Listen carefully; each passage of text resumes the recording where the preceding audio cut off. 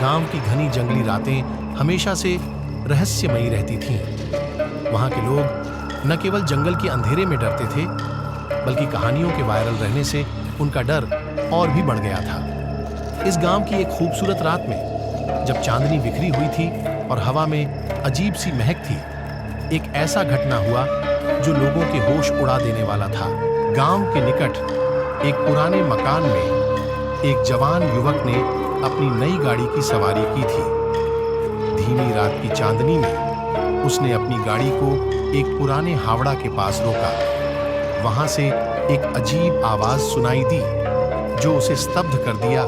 जैसे ही वह आवाज की ओर मुड़ा, उसने एक भयंकर चीख दी। उसके बाद सब कुछ शांत हो गया, परंतु एक अजीब आवाज उसके सिर में गूंज रही थी।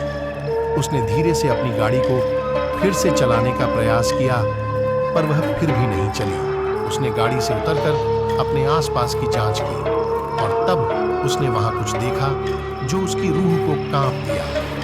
एक पुरानी बंद रेलवे लाइन पर एक हॉन्टेड ट्रेन थी जो कि उसकी तरफ धीरे धीरे आ रही थी। उसके चेहरे का रंग उजला पड़ गया और उसने उस दिशा में बिल्कुल भी सोचे बिना फरार हो दिया। ट्रेन के पास जाते ही उसने एक डरावनी आवाज सुनी जो कि उसके हृदय को थमा दिया। वहां से बाहर आती अनजानी आवाजों ने उसे घेर लिया। उसने धीरे धीरे ट्रेन के पास से धकेलने का प्रयास किया, पर ट्रेन उसके पीछे पीछे आती जा रही थी।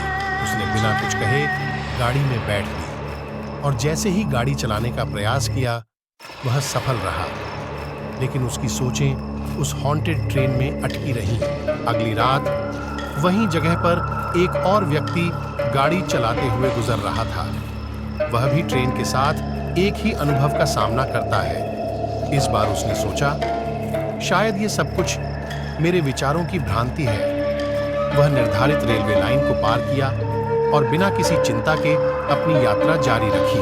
अगली रात वहीं जगह पर एक और व्यक्ति गाड़ी चलाते हुए गुजर रहा था।